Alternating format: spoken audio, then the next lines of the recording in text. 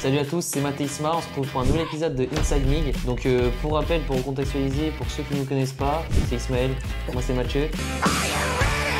On est des e-commerçants au service de ton e-commerce, donc avec l'agence MIG, on est les fondateurs. Donc là aujourd'hui, on se retrouve pour une nouvelle étude de cas, donc pour la marque Reborn. C'est une marque de compléments alimentaires, on va en dire un peu plus. On se retrouve maintenant sur l'écran, Ismaël va vous expliquer un petit peu. Donc du coup, Reborn Paris, qu'est-ce que c'est? Donc la marque Reborn Paris, c'est une marque de compléments alimentaires sous forme de gummies, 100% français, produits fabriqués végétaliens et respectueux de l'environnement. Donc bon, je pense que pour un grand nombre de personnes, les gummies, vous savez très bien ce que c'est. Mais en gros, c'est des compléments alimentaires en forme de bonbons. Ce qui est vraiment super bien chez Reborn, c'est qu'il y a énormément de produits. Il y a vraiment variété, voilà, énormément, une large gamme. Donc c'était super cool. Et puis bon, on va vous expliquer ce qu'on a pu faire pour eux.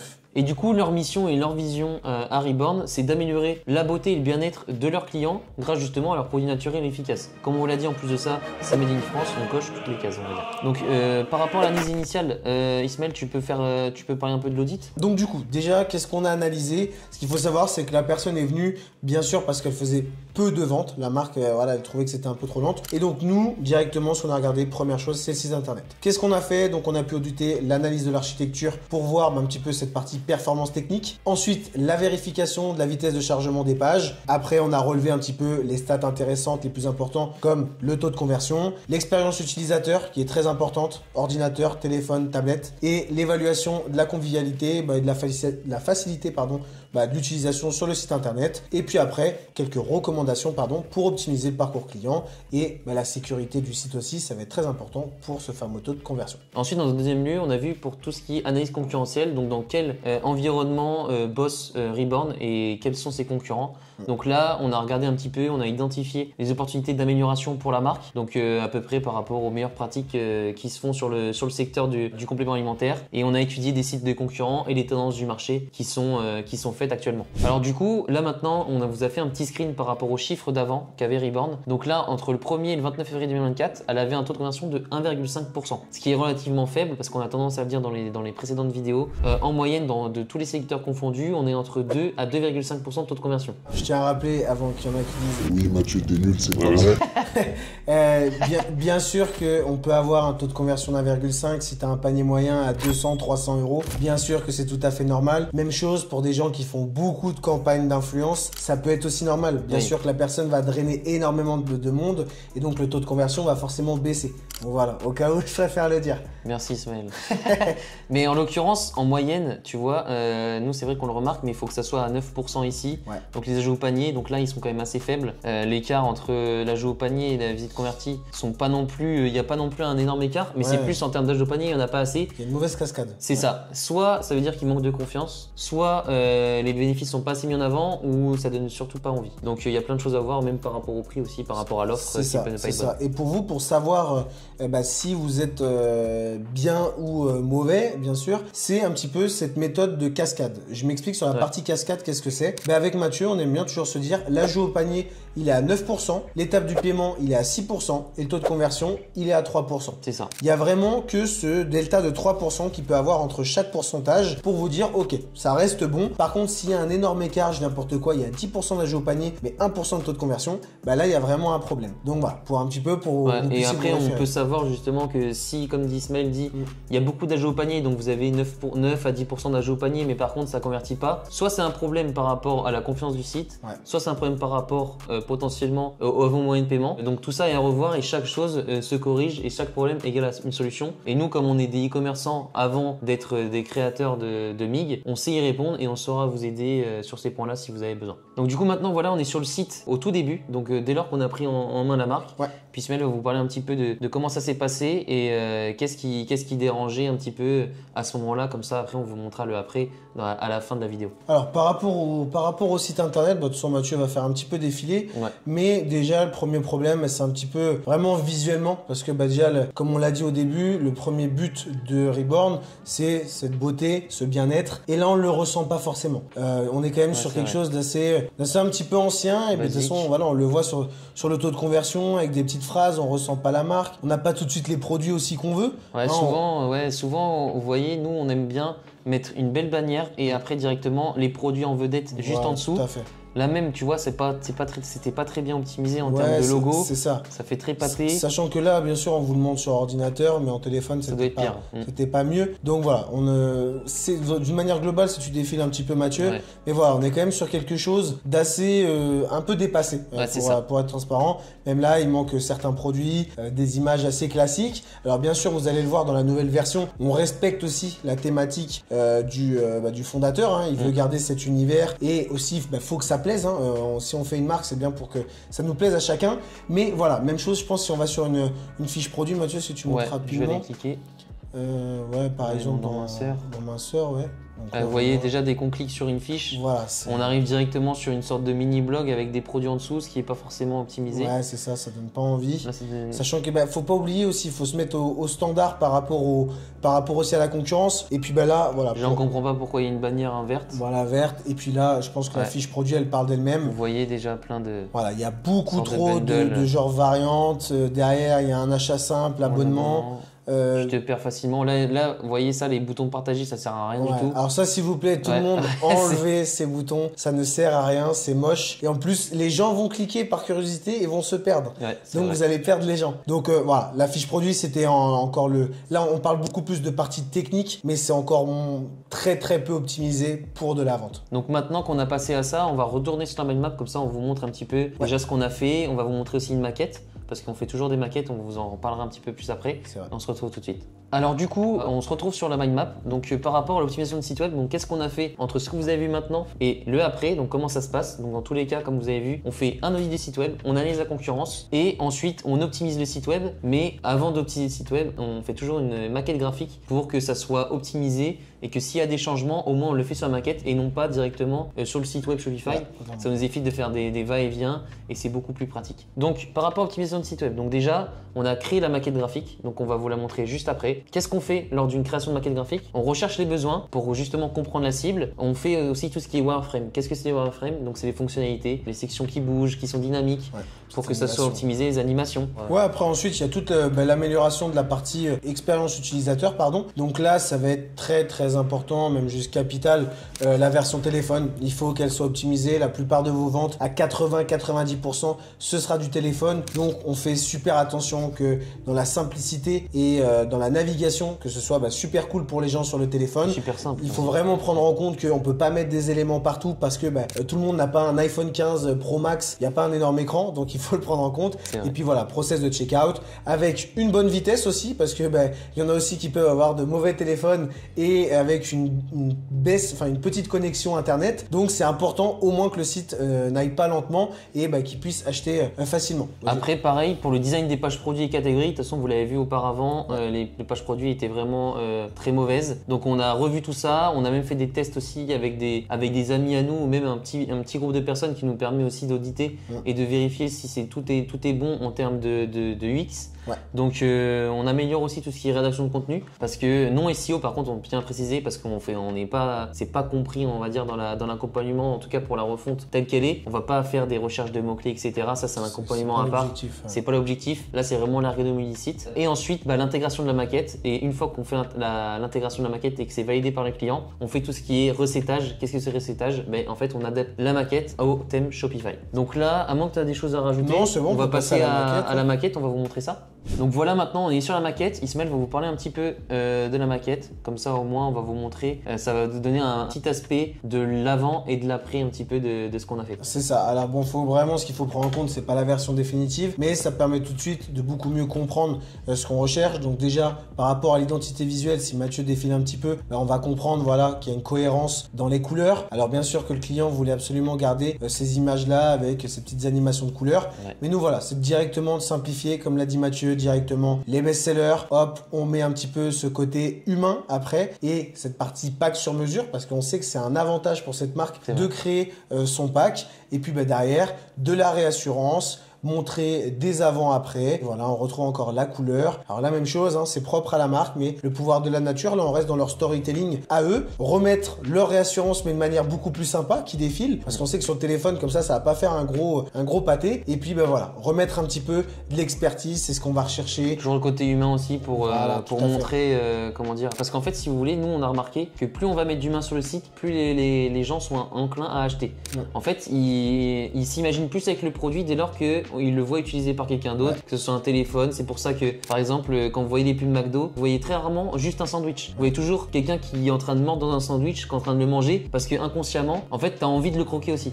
Donc c'est pour ça qu'on met toujours en avant aussi avec des personnes pour que ça donne encore plus envie. Donc voilà, après ça reste classique, mais c'est beaucoup plus simple en termes de lisibilité, c'est sympa. Même quand on remonte, alors je sais pas si vous l'avez remarqué, mais dans le header directement, eh ben il y a le point fort qu'ils voulaient mettre en avant, c'est les abonnements. Donc nos abonnements moins 35%, on le voit tout de suite. Et là par exemple pour les marques qui ont énormément de choix de produits, ben c'est vraiment bien identifiable pour les gens. Là par exemple pour créer le pack, Meredith qui a travaillé sur le site, elle a fait vraiment quelque chose de sympa qui permet de comparer et de créer son pack facilement. Si Mathieu tu remontes rapidement, là comment ça a été classé, certes il y a la collection, mais il y a aussi les besoins parce que on dit n'importe quoi. Alors là Mathieu peut pas le montrer comme ça, mais sur la partie besoins, ce qui va être bien c'est de dire par exemple j'ai les cheveux, moi je sais pas, j'ai les cheveux trop secs. Attends, tu as dit les cheveux secs. Lui, il peut avoir des cheveux secs car il a des cheveux. Par contre ici, je vois pas un seul poil sur le caillou. Donc il me faudrait quel type de produit. Et comme ça va pouvoir aux gens de chercher et de trouver beaucoup plus simplement leurs produits. Après il y a les collections, on va faire un tour sur la... C'est ça, mais là même sur la page produit, vous voyez ça a changé, c'est beaucoup plus simple. Après voilà, c'est la maquette, hein. Ça ressemble pas forcément au site, vous verrez. Mais en tout cas, ça a bien changé par rapport à avant. C'est beaucoup plus sympa, ça donne beaucoup plus envie. Là ça reste une maquette, je pense qu'il y a eu des changements entre temps, de toute façon on va vous montrer tout ça. Mais l'objectif surtout dans tout ça, ce qui est le plus dur, c'est de, comme on l'a dit, c'est d'avoir un site qui convertit, qui soit visuel, mais qui plaise aussi aux fondateurs parce que chacun a ses goûts, ses goûts et ses couleurs. Et donc voilà, on est quand même content à la fin quand tout le monde est satisfait, mais ça c'est clair que c'est toujours le plus gros des défis. Donc du coup maintenant on va retourner sur la mind map et on va vous montrer un petit peu les résultats qu'on a eu grâce justement à cette refonte. On se retrouve dans un instant. Alors du coup, maintenant on se retrouve sur mind map, donc on va vous parler des résultats et des impacts dès le mois 1. Donc directement, dès le mois 1, ça a amélioré directement le taux de conversion. En plus de ça, forcément si ça augmente le taux de conversion, ça augmente le taux des commandes, ça augmente le chiffre d'affaires. Par rapport à la période précédente, on a fait x2. Donc directement, on fait x2 avec juste la refonte de site et optimisation de la partie CRO. Et ça a augmenté drastiquement le panier moyen. De toute façon, on va vous montrer juste après les chiffres. Et je vais vous montrer en attendant le site web rapidement. Ouais, quand même, tout le monde attend ça. Du coup voilà, on est maintenant sur le nouveau site. Donc vous voyez, il y a des choses qu'on modifié. Même ne serait-ce la bannière, vous voyez, elle va défiler aussi avec le temps. Voilà. Je vous avais dit quoi? Donc là, on va faire le tour rapidement pour vous montrer un petit peu ce qui a été modifié. Comme ça, vous verrez un petit peu un aperçu de ce qu'on a fait. Ouais, c'est ça. Alors après, donc voilà, par rapport à la maquette, il n'y a rien de changeant. On voit les petites animations, des incrustations qui viennent tout seuls, tous ces petits éléments de rassurance. Là, on a directement mis par rapport aux différents besoins. Donc là, ce qui est bien, c'est qu'il y a des liens cliquables par rapport aux collections et aux besoins. Et derrière, voilà, best-seller avec de belles photos parce que là, on était sur une marque qui avait de très beaux contenus, franchement, qui n'était pas mis en avant. Donc là, c'est super. Parce que directement, le principe actif est directement mis là. C'est donc ça. Là, c'est la grenade. Là, c'est le fruit de la passion avec de la pêche, je suppose, et de la clémentine, on dirait. Là, c'est de la pêche aussi. Ouh là là, quel beau gosse. Je vois que tu t'y connais plutôt bien en fruits. C'est ça. Donc, ou de la nectarine. Donc, vraiment sympa, même là, on le voit quand Mathieu passe sa souris, ça change de photo, donc on voit qu'on est dessus. Et puis voilà, quand on descend, même chose, normalement, je crois qu'il n'y a pas eu 10 000 choses qui ont changé. Ouais, parce qu'entre temps, là, entre la maquette et le site qui a été fait, forcément, ça, c'est des résultats qu'on a eu à un moment T. Donc là, comme on est, on va dire, fin août 2024, forcément, il y a des choses peut-être qui ont été modifiées, des évolutions par rapport aux fondateurs qui ont voulu faire d'autres changements peut-être par rapport à des offres commerciales qui sont en train de lancer ou peu importe. Donc voilà, après ça reste le classique. Je pense que là le plus important c'est la fiche produit. C'est ça, fiche produit. Et puis quand on monte tout en haut, ce qui est toujours sympa, voilà, c'est cette partie nos abonnements qui est vraiment cool parce que voilà, ça avantage les gens, c'est bien expliqué, c'est simple et directement voilà, on se retombe sur tous les produits. Il y a cette barrière de filtre, ça faut pas l'oublier, hein, c'est pas que pour les marques de prêt-à-porter. Non, c'est très important pour les gens voilà qui veulent un abonnement. Surtout aussi au-delà de ça parce que les filtres, parce qu'eux ils ont des produits produits, des bronzers, Oui. pour les ongles, pour les cheveux. Donc c'est plus simple aussi pour retrouver des produits qui vont être adaptés aux besoins du client. C'est ça, parce qu'il faut pas croire que les gens ont envie de passer 20 minutes sur votre site internet. C'est clair. Donc voilà, et puis comme là le montre, Mathieu le montre, il y a la partie collection, il y a la partie vos besoins, où directement on va pouvoir tout voir. Il y a créer votre pack, et puis voilà, Mathieu. La fiche produit, voilà, bien mis en avant. Donc là, ce qu'on aime bien aussi, c'est directement mettre le bénéfice du produit directement sous le titre. Comme ça, au moins, on sait direct à quoi ça sert. Modérateur d'appétit, donc ok, ça me sert de coupe-faim, donc je sais exactement à quoi va me servir ce produit-là. Dès lors que j'arrive, je suis en ads, je clique, hop, j'arrive directement sur ça. On a les bénéfices qui sont bien mis en avant, donc comprimé à croquer sans sucre, arôme naturel, etc. de grenadine. Les petits lots, donc les petits bundles qui sont beaucoup plus simples qu'avant, parce qu'avant c'était plein de boutons au lieu que ça soit en variante à défiler. C'est ça. Un abonnement aussi, parce que c'est vrai que c'est un abonnement qu'on a mis en plus.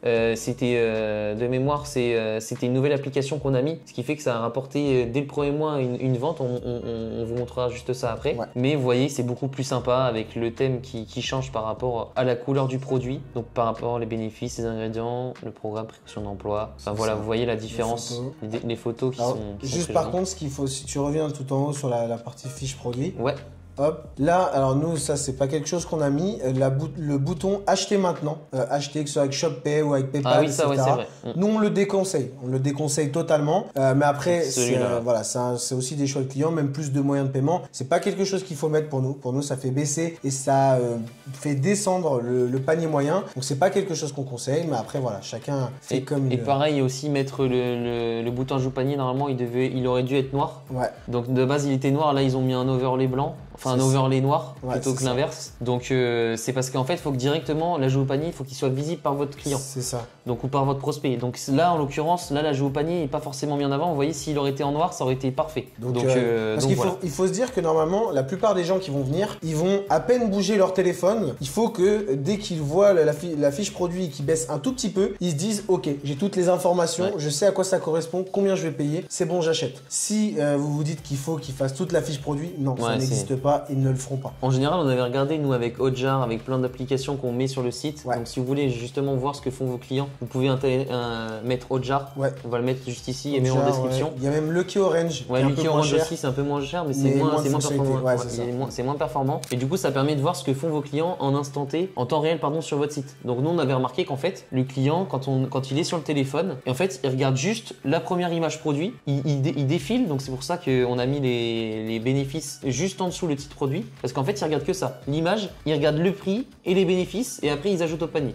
En tout cas, c'est ce qu'on a remarqué parmi toutes les marques commerce qu'on a accompagnées. Et c'est pour ça que maintenant, on met toujours les bénéfices tout en haut avec les avis clients et un bénéfice par rapport au produit et comprendre directement à quoi il sert. Alors du coup, là, on va se retrouver directement encore sur la mind map. Là, on va vous montrer les résultats en chiffres parce que je pense que vous attendez ça depuis le début. Donc là, le après, donc comme vous voyez, donc là, en termes de taux de conversion, donc on a juste pris le rapport entre le 30 janvier et le 29 février. On a fait un taux de conversion du 1er mars au 31 mars de 2,48%, soit une augmentation de 57%. Donc ce qui est juste énorme, juste avec une modification de site web. Donc pareil, en termes d'ajout au panier, vous voyez, ça a augmenté de 46%. On se rapproche petit à petit des 9-10%, même s'il y a encore beaucoup de travail. Après, Ismaël va parler aussi des commandes, ça a quand même progressé. Oui, voilà, directement, ça en découle, plus de commandes, à plus 34%, et une légère hausse du panier moyen, même si là, alors là, vous pouvez pas vous en rendre compte, mais eux, ça a été énormément basé sur la partie abonnement, parce qu'on est quand même sur des produits consommables. Donc, en termes d'LTV client, c'est génial. Là, c'est des abonnements sur 3 mois, 6 mois,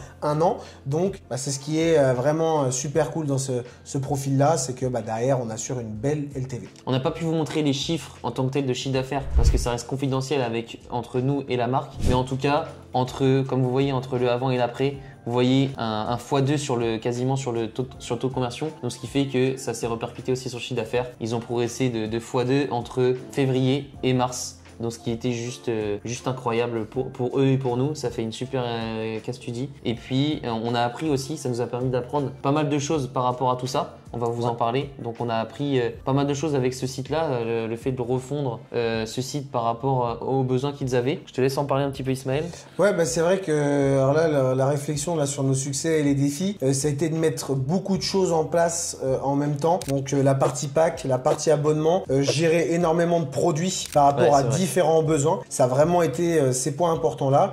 Et puis maintenant, Prochaines étapes, ça va être la partie acquisition. Hein. Ouais, c'est ça. D'aller chercher beaucoup plus de monde. Après, bah, forcément, on commence sur des petits budgets aussi, donc on peut pas directement mettre tous les canaux, quoi. C'est ça. Il faut aller étape par étape. Hein. C'est ça. Et puis après, nous, en termes de recommandations pour le futur, bah là, je dirais que ça va être la partie mail. Ça, on va le répéter. Séquence d'email, comme tu disais, les canaux d'acquisition. C'est ça. Vraiment, au fil du temps, quand un canal est bien validé, passer à un autre et vice versa. Bien sûr, bien comprendre que la marque, c'est un écosystème et pas prendre des décisions à chaud. Ouais. Mais voilà, une marque, c'est plein d'éléments à prendre en compte. Comme l'a dit Ismaël, il faut y aller étape par étape. Faut pas brûler les étapes comme un fou. Faut pas tout mettre d'un coup, sinon vous allez aller à votre perte. Je pense que c'était tout pour aujourd'hui.